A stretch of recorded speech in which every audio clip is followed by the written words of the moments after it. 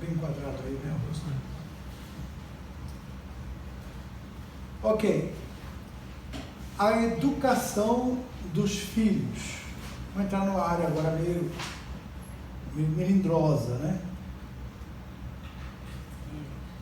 Bom, nesse texto mostraremos as bases de uma educação bíblica, ok? Uma educação que é relevante e produtiva. E também como o dever paterno de educar filhos. Aliás, a formação moral, ética e espiritual da criança é prerrogativa dos pais.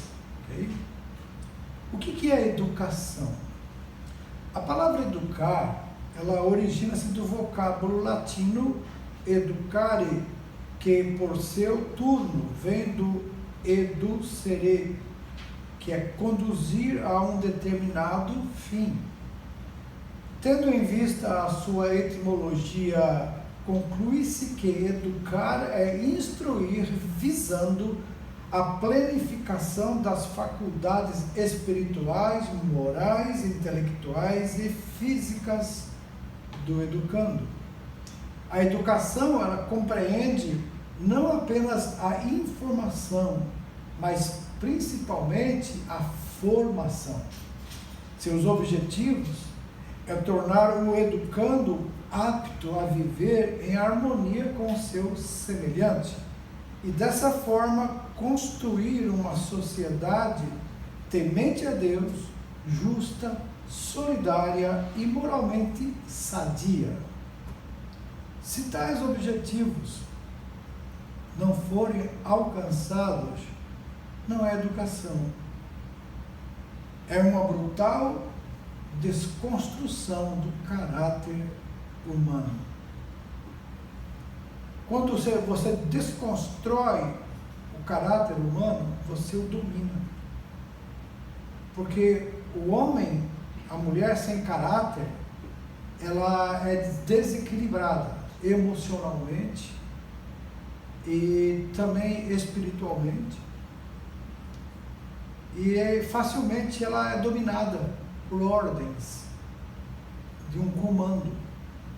Ela vai por aqui, agora vai por aqui, e ela vai obedecer cegamente, porque ela não tem estrutura em si para tomar decisões.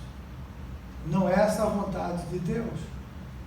Deus deu ao homem o livre-arbítrio, inclusive para ele escolher se quer ser salvo ou não. Deus oferece a salvação de graça. Jesus veio, fez a sua parte e disse: agora vai e fale, aquele que crê será salvo. Então isso é arbítrio. O que não crê já está condenado. Então agora, quando você desestrutura, desequilibra, e nós vamos ver aqui que muitas palavras que falam para os nossos filhos, elas não deviam ser faladas. Se forem faladas, têm que ser retiradas, porque isso afeta o futuro dos nossos filhos. Bom, então, na verdade, a educação infantil na Bíblia Sagrada, a integridade espiritual, moral e física das crianças era sagrada entre os hebreus. Ao contrário do que se via nas nações pagãs, exigia-se dos israelitas que criassem seus filhos para quem? Para Deus. Entre os cananeus, os sacrifícios de crianças aos ídolos era bastante comum. Os amonitas, por exemplo, evocando o próprio demônio, oferecia seus bebês a Moloque. A lei de Moisés proibia energicamente tais oferendas, lá em Levítico 18, 21. Em Israel, os pais obrigavam-se não somente a criar e proteger os filhos, como também instruí-los na admoestação do Senhor. Então a educação era contínua. Em casa, na rua, era sempre ocasião de se educar os pequeninos. que diz lá em Deuteronômio 6, 6, 7? Vamos ler? Estas palavras que hoje te ordeno estarão no teu coração. Tu as inculcarás a teus filhos, e delas falarás assentado em tua casa, e andando pelo caminho, e ao deitar-te, e ao levantar-te. Então veja que é um ensinamento contínuo, né? A educação hebreia ela era imprescindível a uma vida de êxitos. Por isso o rei Salomão exorta os filhos a terem sempre em mente os conselhos paternos. O pai não podia faltar com o ensino, a mãe deveria estar presente com a doutrina. O que ele diz em Provérbios 1:8? Filho meu, ouve o ensino de teu pai, e não deixes a instrução de tua mãe. Então, o próprio Salomão, aliás, fora assim instruído, ele mesmo, né? Rememorando a infância, fala sobre a eficácia da educação recebida. Ele disse o quê? Quando eu era filho. Companhia de meu pai, sempre único diante de minha mãe. Então ele me ensinava e me dizia: retém no teu coração as minhas palavras, guarda os meus mandamentos e vive. Adquire a sabedoria, adquire o entendimento, e não te esqueça das palavras da minha boca, nem delas te apartes. Então Salomão, ele foi educado de tal forma por seu pai Davi e por sua mãe Batseba, que ainda bastante jovem demonstrou grande discernimento quando rogou a Deus o bem mais precioso, sabedoria. Diante do Senhor implora, o que ele disse? Dá, pois, ao teu servo coração compreensivo para julgar o teu povo, para que prudentemente discerna entre o bem e o mal, pois quem poderia julgar a este grande povo? Então, antes de tornar-se o mais sábio dos homens, era o mais sábio dos filhos de Davi. Ele não fora educado para meramente reinar, mas para ser o rei de Israel.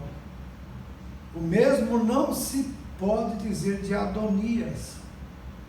Era seu irmão mais velho, instruído pelos falsos amigos. Ele quis tomar o poder e quase leva a nação a uma guerra civil. Davi, ele não se esmerou em proporcionar a mesma educação aos outros filhos. O resultado foi uma tragédia doméstica. Amon, emariando fingimentos ardis, né? Ele estuprou a minha irmã Tamar. Esta formosa e simplória não fora capaz de prevenir-se quanto às intenções incestuosas do irmão, e para vingá-la, Absalão matou Amon. Em seguida, tramou contra o pai e induziu os israelitas a uma luta sangrenta. Então, quanto a Adonias, tinha todos os caprichos satisfeitos. Como diz a Bíblia, jamais o seu pai o contrariou, dizendo: por que procedes assim? Ele fazia as coisas erradas e o pai não o corrigia, e deu no que deu. No entanto, Salomão, ele foi educado para ser o maior monarca do seu tempo, instruído para ser sábio, buscou a sabedoria. Não fora a sua formação primorosa, Deus jamais faria semelhante oferta. Em seu lugar, Absalão pediria o reino e a morte do pai, Amon, a linda Tamar, Adonias, o trono e a estola sacerdotal. Salomão, contudo, optou pelo bem mais precioso, a sabedoria divina. O corretivo físico segundo a Bíblia. Os pais, prestem bem atenção. Não sabemos se o rei Salomão, quando criança, tiver algum corretivo físico. Acredito que, além de admoestações verbais, tenha recebido, sim, algumas varadas de amendoeira. De qualquer forma, ele recomenda a disciplina física na educação da criança, a fim de que esta não se desvie pelo mau caminho. O que diz no Provérbios 22:15? A justiça está ligada ao coração da criança, e não afastará dela. Aliás, ele vê a vara como prova de amor. O que retém a vara faz o quê? Mas você disciplina. Então hoje até mesmo isso, as leis dos homens estão criando barreiras, né? Inclusive ameaças de prisão, de tomar a criança dos pais se eles corrigirem fisicamente. A correção física, amados, ela deve ser sempre com algo que não seja a mão. E por quê? Por que a Bíblia fala vara da correção? Nunca fala mão. Você sabe por quê? As mãos é para fazer carinho, é para proteger. E você, quando bate com a mão, você confunde a criança. Assim, a mesma mão que me acaricia é a que me agride. A Bíblia, ela é perfeita em todos os sentidos. E Deus sabe disso. Quando, por exemplo, eu me lembro que meu pai tinha uma cinta pendurada atrás da porta. E a gente sempre estava planejando como a gente destruía aquela cinta. Desaparecer com ela. Então a gente tinha raiva da cinta, mas não tinha raiva do pai. Agora quando você bate com a mão, dá tapa, dá chute, né, como muitos fazem às vezes, de raiva, aí é o espancamento. E aí não traz nenhum benefício nem para a criança e nem para quem está fazendo.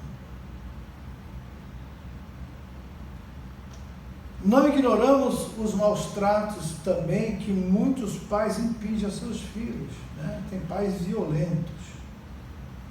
Há inclusive casos fatais de pais que acabam matando crianças, né? Todavia, nós não podemos subestimar a eficácia do corretivo físico na formação moral e ética dos pequeninos.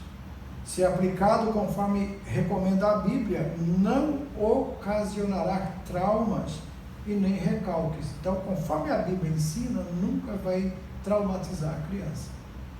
Todavia, se você não tem equilíbrio para usar a vara, não use também a palavra. Muitas vezes as palavras são mais cortantes que a cinta, que a vara.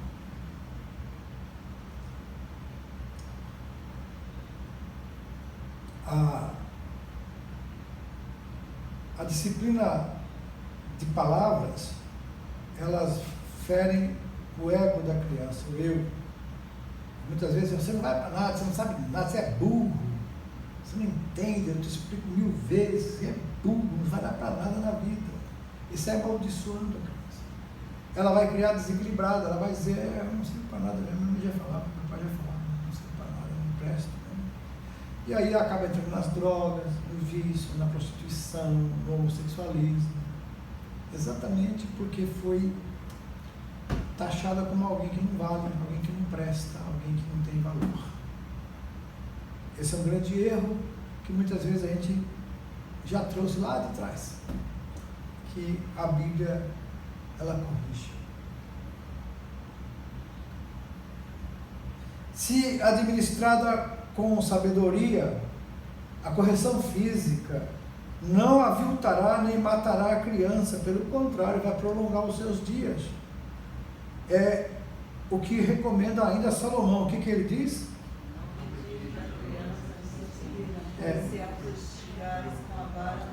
Então, se a fustigares com a vara, não morrerá. Não retire a disciplina da criança. Então, a disciplina, aliás, elas têm sérias implicações escatológicas na vida dos nossos filhos. O sábio Salomão diz o quê? Tu a fustigarás com a vara e livrarás a sua alma do inferno.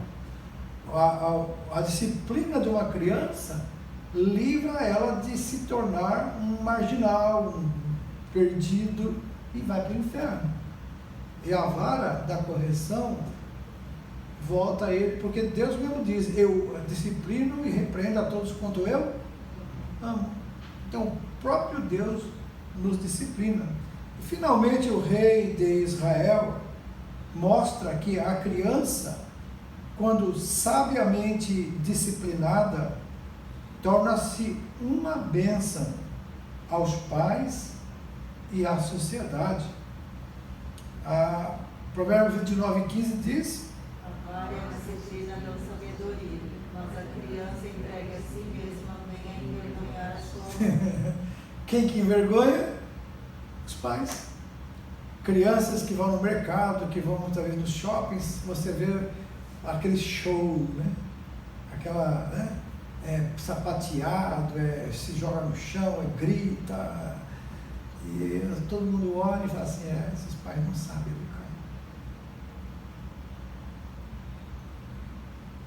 E criança, ela é esperta, ela sabe o lugar que você... Por exemplo, você pode ver quando tem visita em casa, eles não querem abusar mais, porque eles sabem que você vai ficar constrangido de chamar a atenção porque tem visita. No shopping está cheio de gente olhando, ele fala assim, não vai, aqui eu posso. Eu falo assim, bate com o mandato dela, já sei.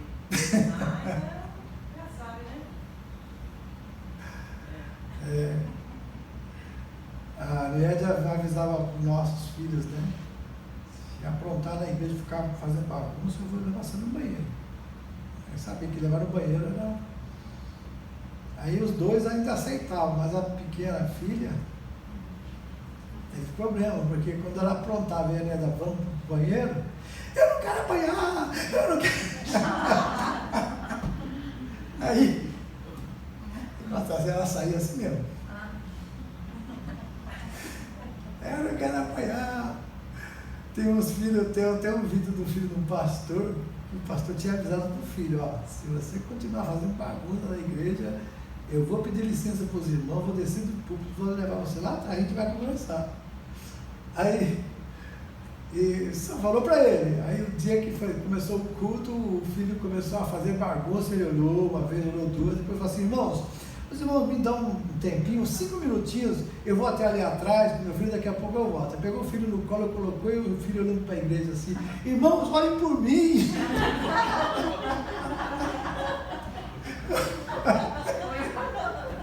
Foi esperto. Irmãos, olhem por mim. Então, mas por quê? Eles sabem que haveria disciplina. Isso é importante. O ímpeto da criança é desobedecer. E isso, por causa disso, tem que ter a correção, a disciplina, exatamente pela própria natureza pecaminosa, já leva à rebeldia. E ela pode ser controlada exatamente na disciplina. Mas quando não há disciplina, como diz aqui, né? Se você fustigar com a vara o teu filho, você vai livrar a alma dele do inferno, né? Não retires da criança a disciplina, pois se a fustigares com a vara, ela não morrerá. Então, aqui a disciplina física, ela pode ser administrada. Salomão, né, disse, castiga o teu filho enquanto há esperança, mas não te excedas a ponto de... Então aqui ele faz um equilíbrio, né? Não seja uma surra, né, digamos, né? Um castigo, uma punição que venha a matar a criança. Então é equilibrado. Então tem que ter algumas regras na aplicação da disciplina que temos que observar. A disciplina sem ira. Os pais são os educadores mais autorizados dos seus filhos. Nessa condição, jamais deve aconselhar ou aplicar um corretivo físico estando o quê? Alterados ou embalados pela ira. Não fica com aquela raiva. Mas não é possível que eu falei. Aí nessa hora, a força que é usada, a forma que é feito, não é um corretivo amoroso, é um corretivo odioso. E a criança vai sentir isso. E às vezes a criança não melhora, né, pastor? Eu falei assim, mas o fato dessa criança, ele melhora, está mal aplicada. É mal aplicada a disciplina. Porque a criança muitas vezes nem entende porque está apanhando. A missionária mesmo conta que muitas vezes ela apanhava e ela nem sabia por quê. Ela nem sabia por quê, porque os pais queriam corrigir, mas corrigiam de uma forma que não tinha um amor para explicar o porquê. Ó, você vai ser corrigido por isso, por isso, por isso.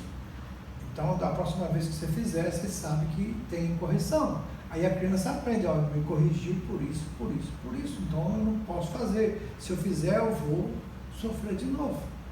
Então, agora, se ele não sabe por quê, ele fica revoltado. Cria revolta dentro. Ok? Outra coisa também, amados, que eu me lembro de que eu ainda era criança.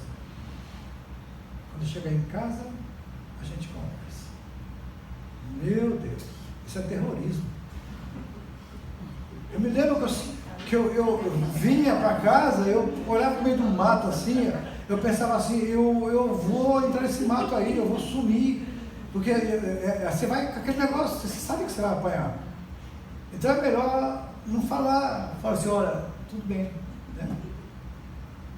Chegar em casa e falar, mas eu me lembro que a gente errou muitas vezes, né, dona Nela? A gente errou, que faz essa ameaça, a criança já fica desesperada, né? Não sei se com vocês acontecia isso, mas comigo acontecia. Meu pai olhava assim pra gente e falava assim, ai meu Deus. Eu pensava em voar, subir. E quando a gente vinha da igreja e passava por um matagal, né, do lado esquerdo, assim, que eu me lembro até hoje, dos eucaliptos. Eu falava, vou entrar aqui no meio dos eucaliptos, eu sumi. Mas não tinha coragem também, né? Então a gente ficava pensando num jeito de escapar. Então, bom, disciplinar sem ira, né? Se a gente está com raiva, é melhor deixar a raiva passar e depois, serenamente, conversar com o filho. A disciplina física não é para descarregar a ira dos pais, mas corrigir os filhos. E a disciplina sem espancar. É diferente disciplinar de espancamento. O corretivo físico tem como finalidade realçar o ensinamento oral. Que o que você fala ele não ouve, então realça a disciplina física. Não bata por bater, que é o que acontecia no caso que eu expliquei da missionária. Batia por bater.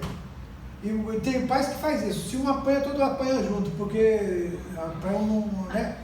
Esse é outro erro fatal. Porque faz o cedo completo. Faz o cedo, né? Já vai apanhar um, apanha todos já. Porque aí não fica tirando o sarro do outro, né? Porque um fica obrigado. Aí pronto. Papai ia botar a mão ligada para a parede, cada um ficando. Aí fica. Só vai sair daí quando não andar. Olha só. As suas mãos, antes de tudo, devem ser vistas como instrumentos de amor e não de ódio. Jamais utilize objetos cortantes ou pontiagudos contra seu filho. O chinelo e a varinha resolvem. A gente tem um filho nosso lá nos Estados Unidos, lá o Eric. Ele está e hoje fala que a havaiana amarela, aquela havaiana amarela, aquela coisa de Satanás. Diz que a pontaria da mãe era. Eles corriam, né? Aí todos falam hoje, né? A minha mãe já usava drone naquela época. São correções, mas de que ele ficou com raiva? O chinelo. Lembra que eu falei? A mão, ele fica com raiva da gente. Mas o objeto, ele vai odiar o objeto. Então, isso é importante a gente saber. Né? O chinelo é a varinha. Lá no Perucci, que vende a chamada varinha do amor, nas livrarias evangélicas. Varinha do amor. Os pais levaram para casa. pôr na livraria aí pra você. Volta e meia aparece uma aqui, botando no vaso do lado. Bom, quando vai fazer a correção também, não devemos exceder. A mesma Bíblia que precetua a disciplina com a vara, condena o espancamento, né? Não são poucas as crianças feridas e até mortas por seus pais. O equilíbrio igualmente com as palavras também matam, né? Você destrói a criança por dentro, mata ela por dentro. Ela já recebeu aquela ferida mortal, ela vai crescer. Eu mesmo me lembro que nós chamamos nossos filhos e pedimos perdão por certas palavras que falávamos, a hora da ira, né? E ele, não tem nada. Tem sim, você perdoa a gente está retirado. A gente está abençoando vocês vão ser bênçãos, vão ser abençoados, entendeu? É muito importante isso. Eles falam, não tem problema não, já esqueceu nada, aquilo está lá, que de vez nas reações dele é que vai aparecer. Então a gente tem que retirar e abençoá-los para que isso não faça efeito na vida deles. Disciplina sem aviltar. O que é aviltar? Não avilte nem humilhe o seu filho. Se for preciso a disciplina física, que essa seja aplicada de tal forma que a criança venha depois a amá-lo ainda mais. Não xingue, não pragueje. O objetivo da educação é tornar a criança humilde e não humilhada. Okay? O humilde logo ganha autonomia e conquista seu espaço. O humilhado, porém, ele degrada-se aos próprios olhos. É o que eu falei. Se a gente joga uma palavra de maldição, burro, nunca vai dar para nada, né? Você não vai ser nada na vida, aquilo vai marcar ele. E ele mesmo vai se julgar que não é mesmo. Minha mãe falou isso, meu pai falou isso. Então, não lhe lance em rosto que você o sustenta e veste. É sua obrigação alimentá-lo, vesti-lo e educá-lo para uma vida digna. Agora, disciplinar é conversar, dialogar. Esclareça a seu filho por que ele está sendo disciplinado. Dê espaço para que se explique. A comunicação é indispensável entre o educador e o educando. Mesmo quando o corretivo físico se fizer urgente, não esqueça o diálogo. Eu me lembro que uma vez meu pai falou para a gente: se vocês falarem a verdade, não merece castigo. Quem fala a verdade não merece castigo, ok? Então, uma vez eu aprontei, minha mãe disse que ia falar para ele, com meu pai. Eu sabia que se ela falasse, eu ia apanhar. Aí, eu não sabia qual que eu tinha aprontado que ia falar, então eu contei tudo pro meu pai. Contei tudo que eu tinha aprontado, ele até deu risada. Aí a minha mãe olhando assim, falou, ele fez isso. Ela falou assim, então, se você fizer outra vez, aí a gente vai conversar. Então, eu já livrei de apanhar, porque eu confessei tudo dos meus pecados. Então, por quê? Porque, na verdade, isso é uma das conversas que ajuda. Porque a criança, para se defender, ela mente. Né? Ela mente. Você não lembra que eu falei do abudado aqui, né? Que é uma palavra que eu falo, abudado, né? É porque quando eu era pequenininho, eu não tinha nem sabia falar direito ainda. E eu entrei no quarto da minha tia, lá em Caraguatatuba tinha aquela bola de cristal assim, que você fazia assim e veio uma nevezinha na casinha, né? Aquelas bolinhas do criado mudo. Aí eu peguei e comecei a brincar assim, escapou da minha mão. Pof! Aí você, criança, né? Aí a minha tia veio na porta do quarto, olhou assim, Morgado. Morgado era meu tio. Morgado, o que você fez, Morgado? Aí ela disse que eu fiz assim, abudado. Né? Que não sabia falar, falei abudado. E ela sempre contava isso e ria. Eu acabei lembrando dessa palavra. Por quê? Na minha concepção, eu estava livre agora porque não foi meu tio que quebrou. Mas eu estava ali na cena do crime. Mas a minha tia falou o nome dele, então eu aproveitei para me defender. Então, criança mente para se defender. Mas é uma coisa que tem que ser corrigida. Okay? Porque, na verdade, é mentira, né? Então, na conversa, dialogando, falando, a criança, ela pode não aprontar outras vezes, mas ela vai criando uma consciência, né? O aprendizado é isso, mas a educação moral é prerrogativa dos pais. A educação moral, ela é, antes de tudo, uma prerrogativa dos pais e não da escola. Você pode ver que hoje a escola, o Estado, quer dizer, eu vou tomar conta do seu filho. Os irmãos sabem por que as escolas, eles criaram esses horários mais extensos para o filho ficar na escola? Não é só para que as mães possam trabalhar, porque antigamente as mães não trabalhavam, elas cuidavam da casa, trabalhavam em casa, não trabalhavam fora de casa, okay? Porque trabalhar sempre trabalhavam, mas elas cuidavam dos filhos.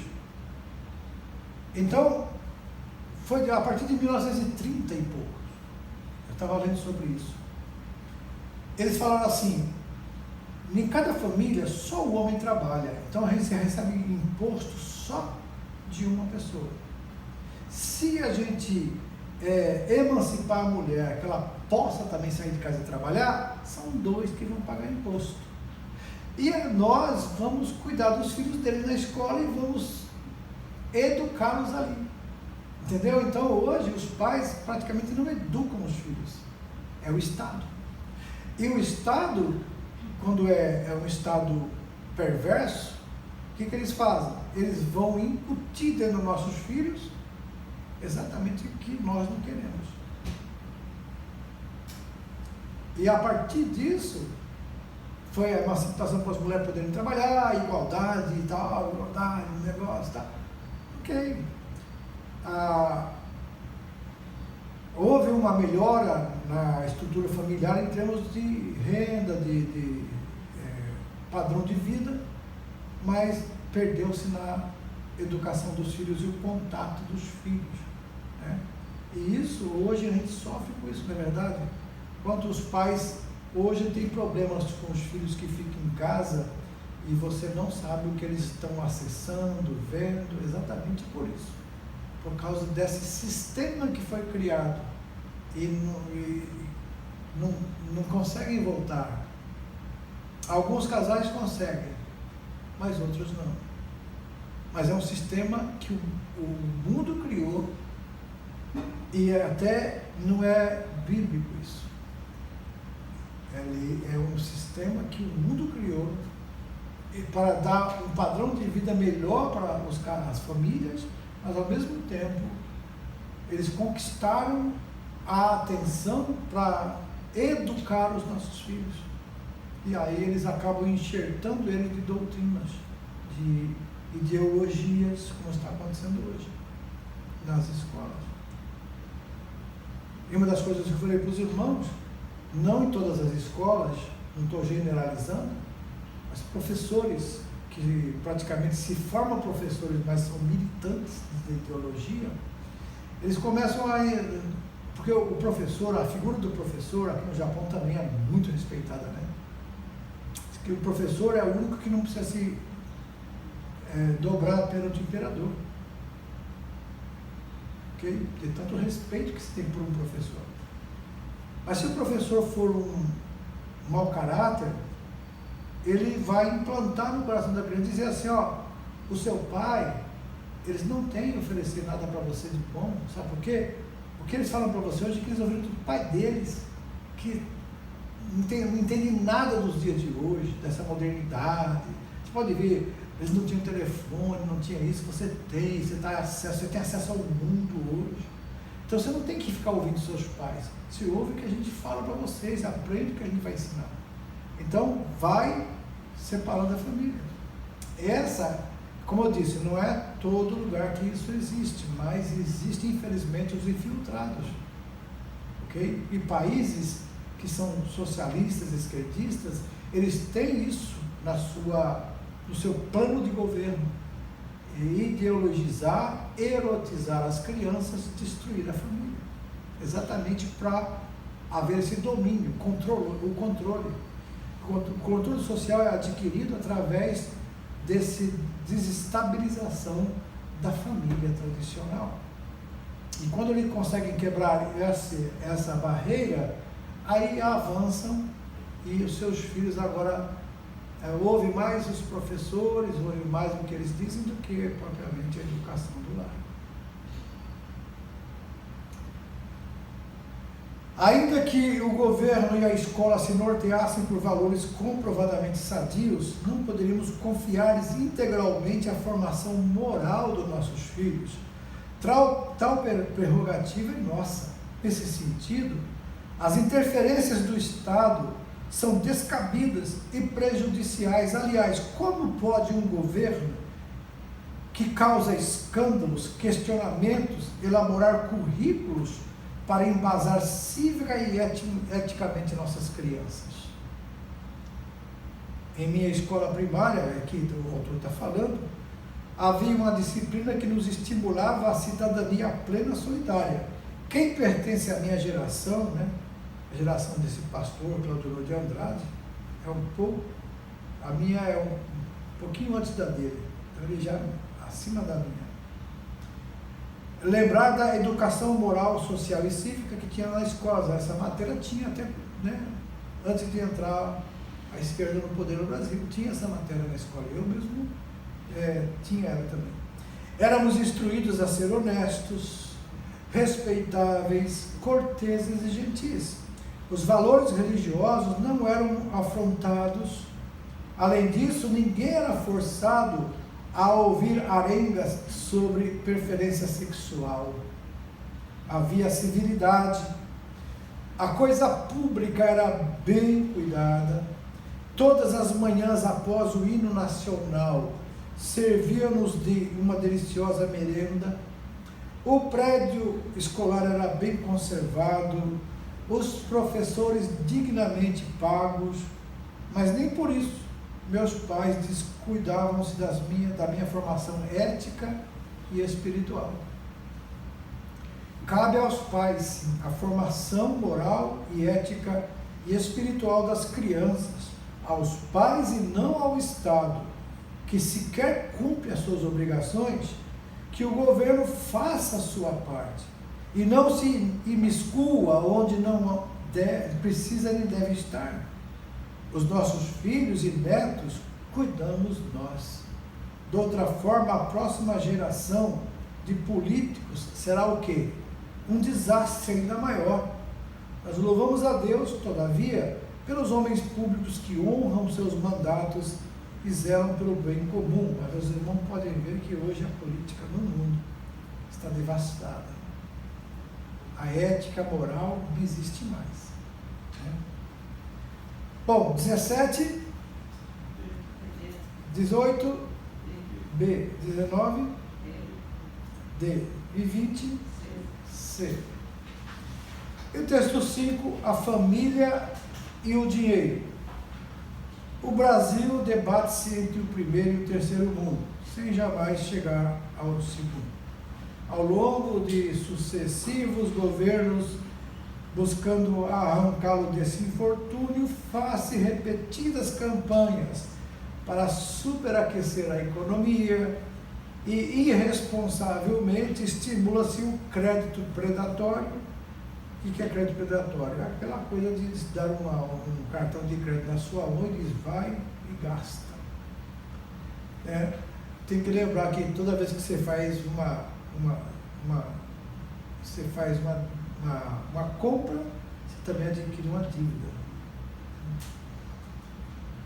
No processo de endividamento, as instituições financeiras fazem-se mais ricas e poderosas, quanto as famílias são empurradas a carências mais básicas. Quem já não ouviu a frase crédito imediato? Né? Crédito fácil. Ora, se o crédito é imediato também o quê?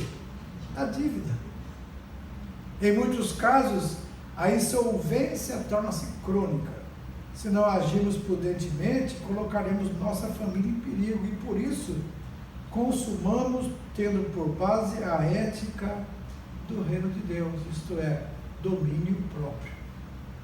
Essa coisa de consumidor compulsivo. Né? Eu tenho que comprar, está em oferta. Aí compra, fala assim, mas para que serve isso? Não sei, mas estava em oferta, não é barato, comprei. Mas não tem utilidade. É a mesma coisa do Hacoen. Vamos lá, Hacoen, tudo é Hacoen. Aí você vai comprando, daqui a pouco é 2, 3 mil. Mas é só Hacoen. Aí você vai lá, aqui no Japão tem pessoas que de vez em quando pegam um saco de lixo e juntam um monte de coisa do Hacoen para jogar fora. Foi comprando. Isso é descontrole.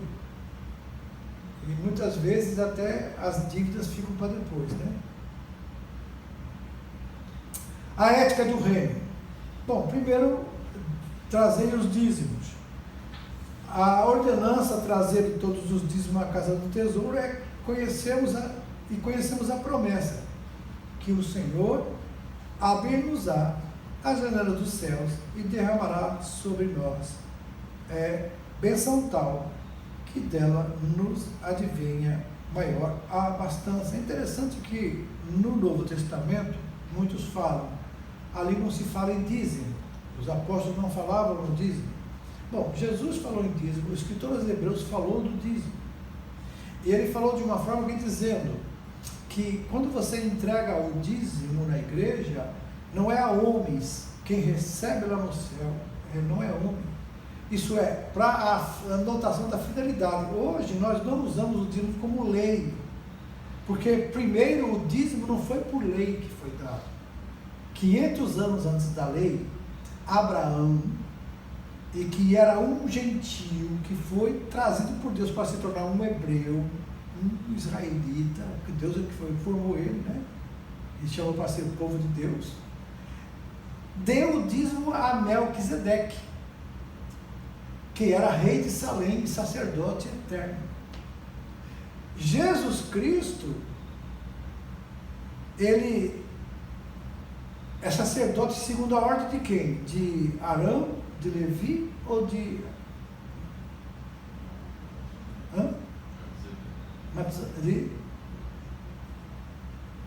Então, quando Abraão deu o dízimo a Melquisedeque, ele disse, até Levi deu o dízimo também a Melquisedeque, porque já estava nas coxas de Abraão, isso é da descendência de Abraão que nasceria lá, Levi.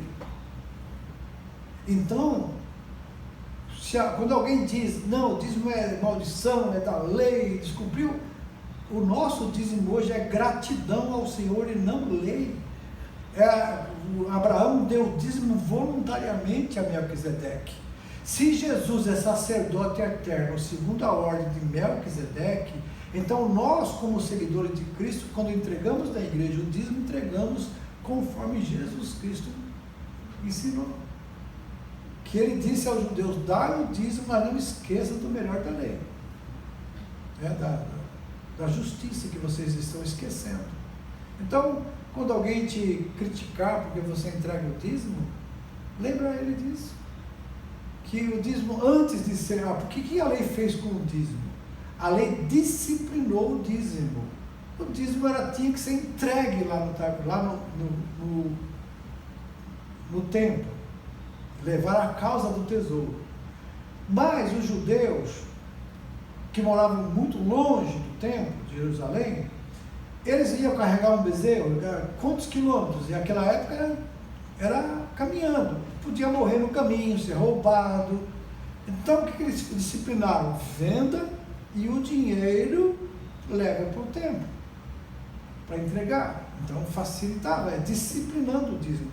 Já o escritor dos Hebreus fala sobre esse que recebe, que não é a lei. Hebreus capítulo 7. Então, quando alguém condena, é porque não examinou conscientemente as Escrituras. E eles falam aquilo que ouvem de outros, e é conveniente, né? Porque tem muita gente que dá o dízimo, mas gostaria de não precisar dar. Então, a igreja não exige o dízimo. A igreja dá oportunidade para a pessoa agradecer a Deus pelos benefícios que tem concedido. Eu não tenho nenhuma decepção em entregar o dízimo ao Senhor de tudo aquilo que Ele coloca na minha mão, porque todos os benefícios que tem dado e prosperidade na minha vida foi pela fidelidade ao Senhor, da gratidão a Ele pelo tudo que Ele tem dado. As pessoas que não dão dízimo, elas sempre estão precisando de alguma coisa. É interessante que uma vez eu fiz a conta com um rapaz aqui do Japão, naquela época ele chegava a ganhar 400 mil por mês, 350 mil, era uma época boa, há mais ou menos uns 18 anos atrás. E aí um dia eu falei assim, tenho dificuldade de dar o dízimo, pastor, eu tenho dificuldade, e solteiro, ganhava esse valor. Eu falei para ele, deixa eu te fazer uma coisa, perguntar uma coisa para você. Você diz que ganha em torno de 350, 400 por mês, né? Isso já faz quantos anos? Eu não sei quantos anos estava aqui, mas eu já fazia alguns anos. Eu falei, vamos fazer o seguinte, fazia 10 anos parece que estava. Vamos fazer o seguinte, vamos fazer o cálculo disso num ano. Então você daria, por exemplo, você ganha 300, você daria 30 mil, você ficaria com 270, certo? Então 270 por um ano, quanto dá isso? Agora, quanto você gasta por mês? Quanto você gasta de comida, você gasta de aluguel, né? Quanto você gasta? Assim, manda dinheiro para o Brasil, quanto?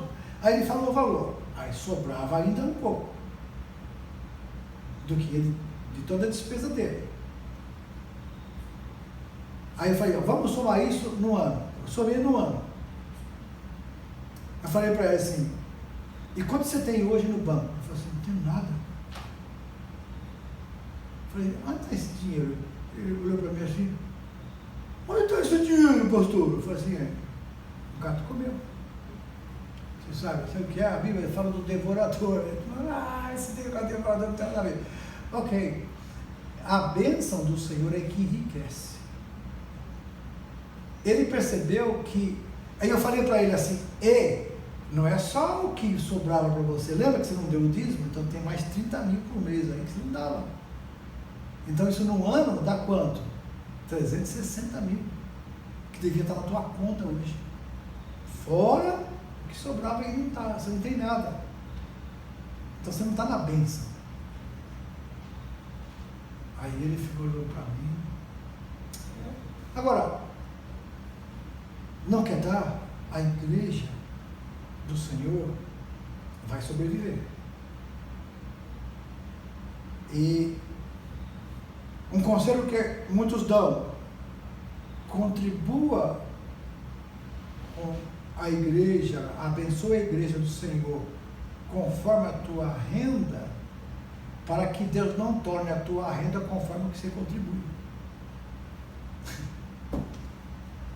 Bom, paga a tua dívida, 2 Reis 4,7. Quem não se inspira com a história da viúva endividada, prestes a perder os filhos para os credores, mas que experimentou o milagre divino da multiplicação do azeite e foi salva da miséria?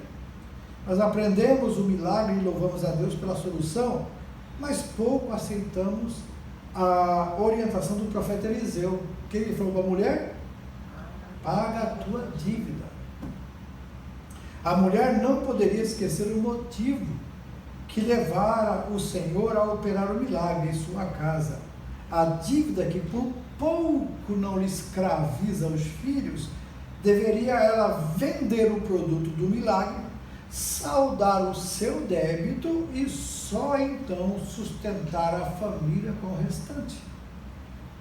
Caso se pusesse a gastar o dinheiro sem antes resgatar a promissória, correria o risco de continuar endividada e refém dos credores.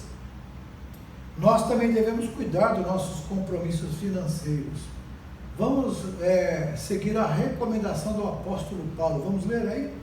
A ninguém fiqueis devendo coisa alguma, exceto o amor com que vos ameis uns aos outros. Então, aqui em Lucas 14, ele fala que a pessoa deve, quando vai fazer algum projeto, construir alguma coisa, primeiro senta-se e calcula quanto vai custar, qual a despesa. Vamos ler?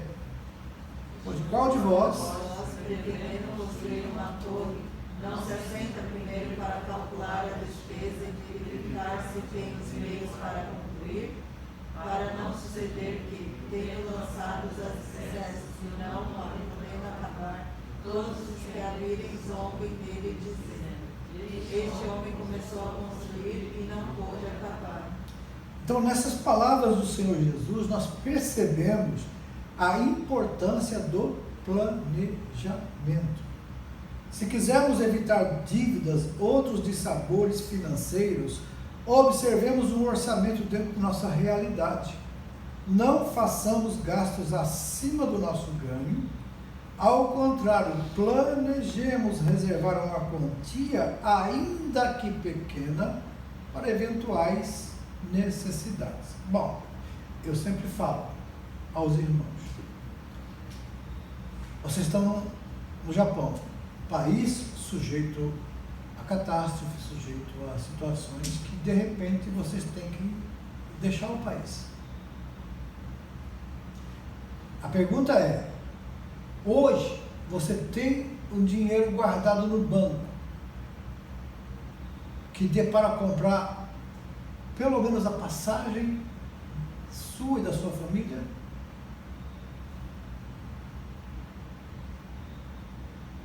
Se você disser não tem, então você está sendo imprudente. Porque estamos sujeitos a, de repente, ter que sair do país. Ou uma guerra, ou uma catástrofe, né? O Japão tem tsunami, furacão, terremoto, né?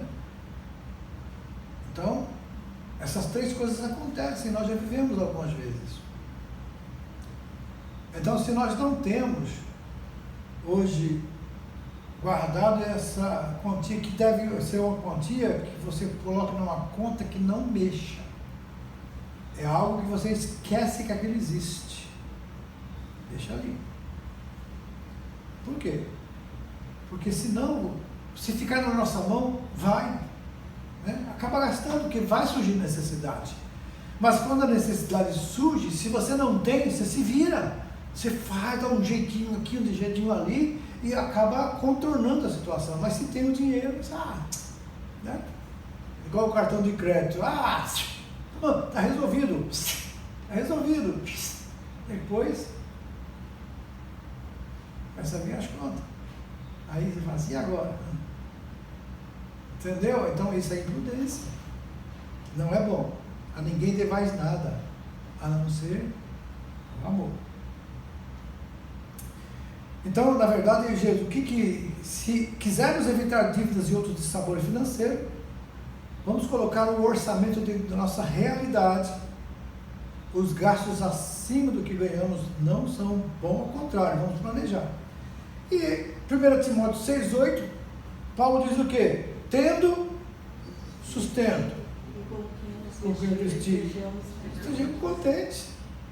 Jesus prometeu em Mateus capítulo 6, se a gente priorizar o reino de Deus e a sua justiça, tudo que você precisa para comer, beber e vestir, ele diz: eu vou acrescentar.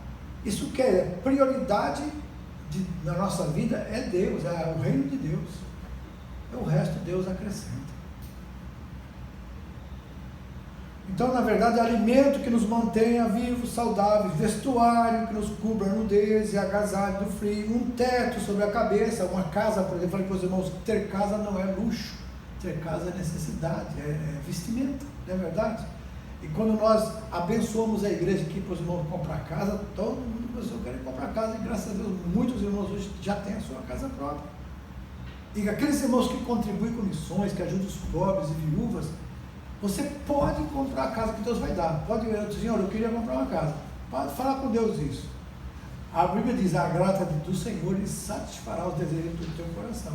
A bênção do Senhor é para aqueles que são fiéis. Então, se você é fiel, você mas é difícil, pastor, é difícil para nós, para Deus nada é impossível. Né? Eu tenho um caso aqui da irmã que fez foi um milagre, né, irmã? Até a vendedora falou para ela, você acredita em milagre? Ela falou, acredito. Eu falei, então vamos colocar no banco. Só com o salário dela, do jeito que ela ganhava, né, irmã? E foram para o banco aprovou, e ela hoje está morando numa casa abençoada. Por quê? Porque é Deus que faz, amados. E o pagamento, inclusive, é menos que um aluguel numa casa como essa. Isso é Deus fazendo a bênção. Então nós temos que crer que estejamos contentes com aquilo que Deus nos dá.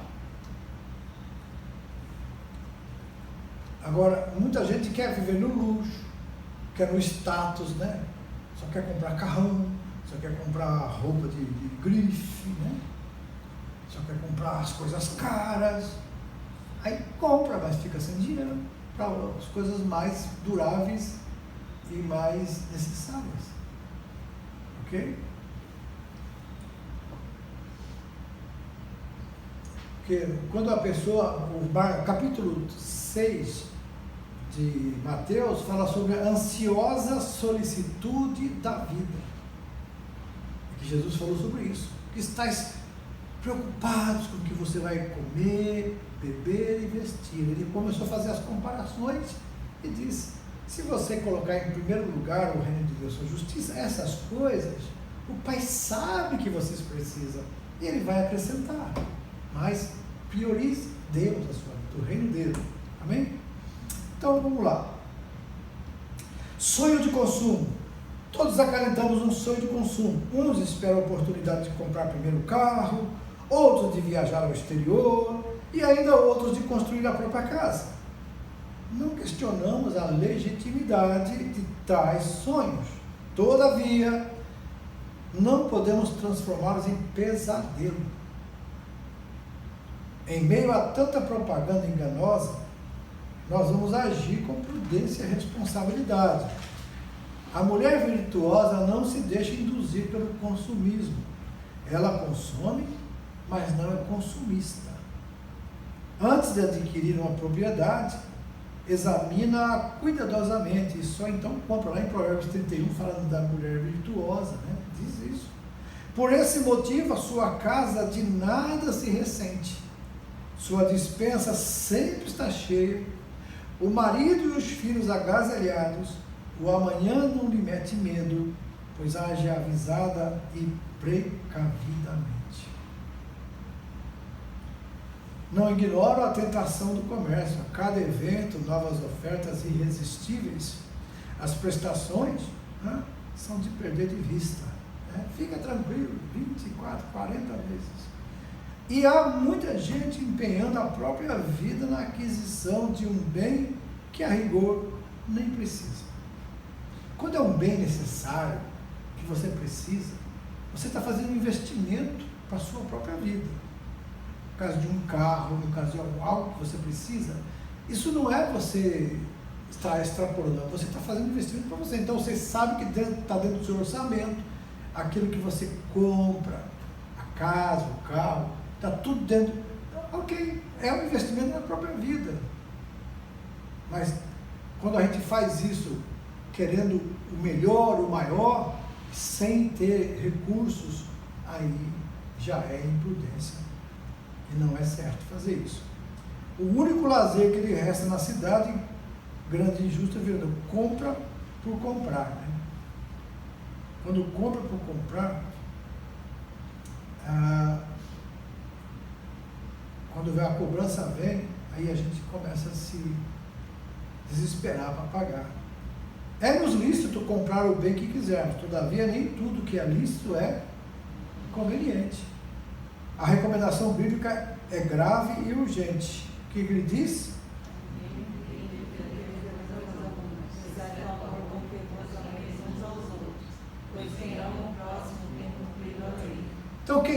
sua família evita dívidas, porque elas trazem perturbações e desarmonias. Porque falta dinheiro, né? E as discussões dentro do lar muitas vezes é por falta de dinheiro. Um quer gastar, o outro não quer, o outro deixa, o outro não deixa, tu gasta de uma coisa, assim, aí fica uma apontando o outro, você gastou nisso, você gastou naquilo, também vou comprar isso, vou comprar aquilo. E essa desarmonia é porque não houve um controle, não houve um equilíbrio, né?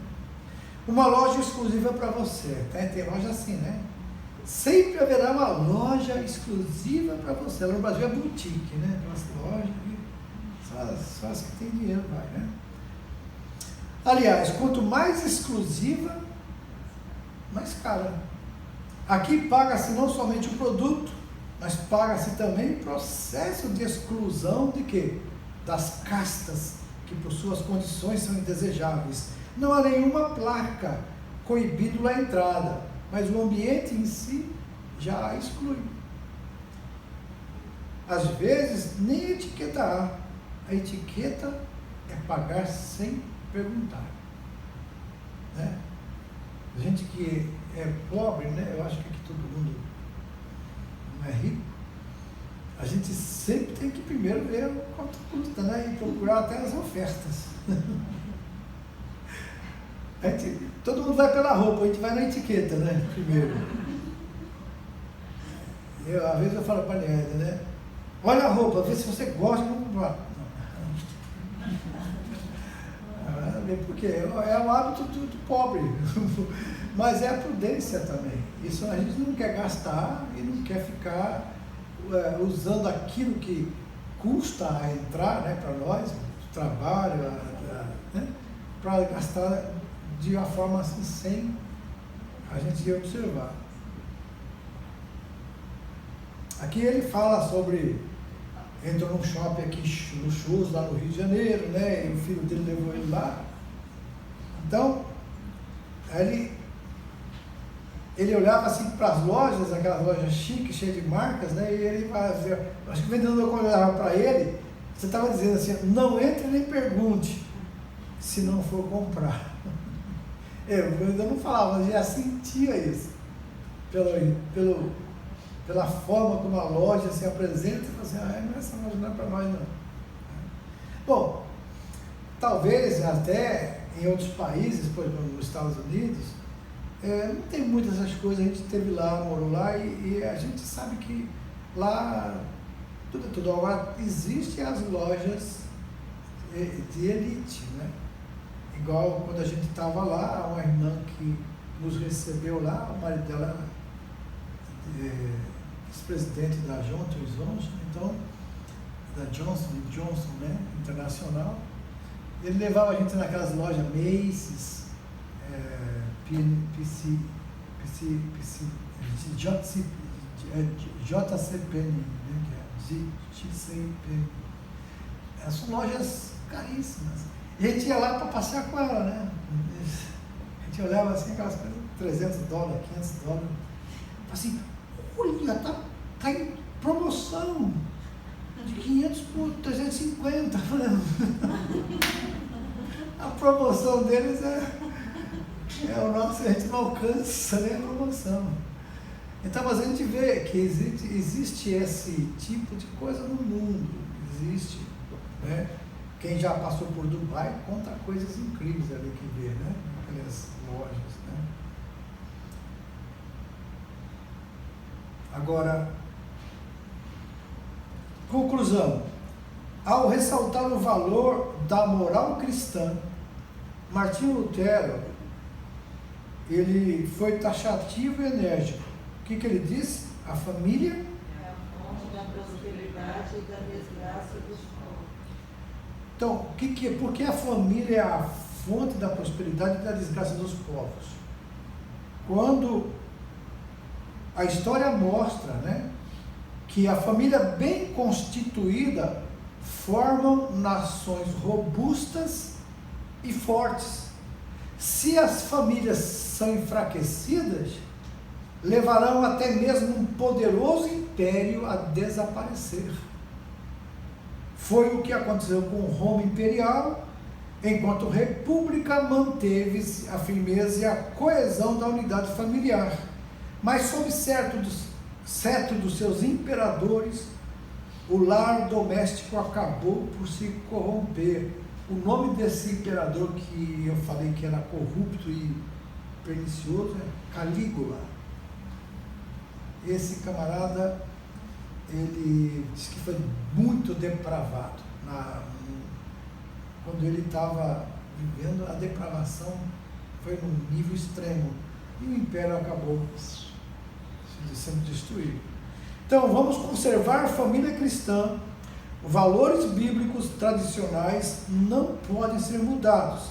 Se isso acontecer, até a igreja será prejudicada, pois esta é formada por famílias. Amém? Então vamos lá. 21? C. 22? E, né? Quem pôs C? Tá bom, graças a Deus, porque então não é bagativo, não. 23, 24 e 25, C. Levou um susto agora, parece que eu ouvi um C aí. Bom, aqui, né, 26 é e 27, 28, 29 e 30, e 31, D, 32, D e 33, D também. Muito bem, amados. Assim terminamos a lição de hoje. Agora vocês vão fazer a prova da semana passada e dessa, né? Na próxima aula, que são 10 textos, vamos estudar sobre aborto, o direito de nascer. Amém? Vamos orar ao Senhor então? Querido Deus, obrigado mais uma vez pela aula de hoje, pela oportunidade de aprendermos acerca dos padrões divinos para a família, para a educação dos nossos filhos. Que Teu Espírito Santo nos ajude a colocar em prática na nossa vida diária esses ensinamentos para a nossa família ser uma família feliz, estruturada e forte. Mesmo que no meio dessa geração perdida, a nossa família seja a luz que brilha neste mundo. No nome de Jesus nós oramos. Amém.